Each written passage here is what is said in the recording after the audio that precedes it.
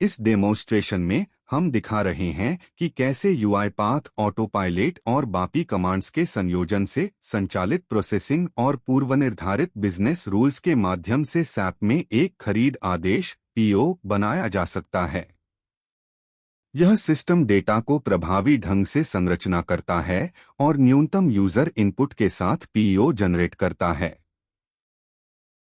प्रक्रिया की शुरुआत ऑटोपायलट का उपयोग करके सैप से हाल में बनाए गए खरीद आदेशों की सूची प्राप्त करने से होती है। इसके बाद सिस्टम बुद्धिमानी से एक प्रासंगिक प्रोसेस सुझाता है, जिसे करने पर यह अंतिम 10 से 20 खरीद आदेशों को प्रदर्शित करता है।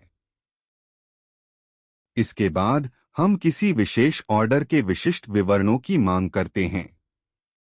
ऑटोपायलट उपयुक्त प्रोसेस की पहचान करता है, अनुरोध के आधार पर आवश्यक पैरामीटर पहले से भर देता है और ऑर्डर के सभी विवरणों का एक संरचित दृश्य प्रस्तुत करता है।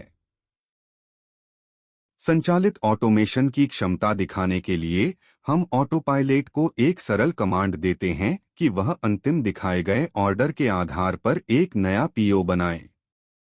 हम निम्नलिखित बदलाव निर्दिष्ट करते हैं: आइटम TG12 को हटाना, TG13 को 5 इकाइयों पर अपडेट करना और TG10 की 3 इकाइयां प्रत्येक $5 के मूल्य पर जोड़ना।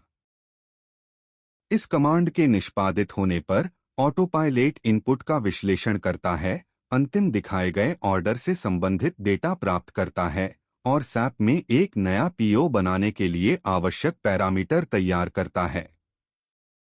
उसके बाद पीओ सफलतापूर्वक जनरेट हो जाता है, जबकि ऑटोपायलट डेटा को प्रोसेस व फॉर्मेट करता रहता है ताकि यूजर को एक सुगम अनुभव मिल सके।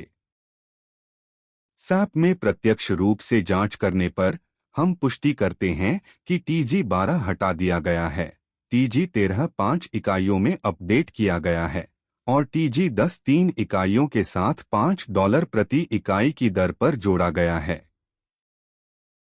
यह डेमोन्स्ट्रेशन यूआई पाथ ऑटोपायलट की दक्षता और बुद्धिमत्ता को रेखांकित करता है। महज एक साधारण टेक्स्ट कमांड के साथ संचालित ऑटोमेशन सैप में बिना किसी बाधा के एकीकृत हो जाता है और असंरचित इनपुट को उपयोगी बिजनेस ट्रांजैक्शंस में परिवर्तित कर देता है।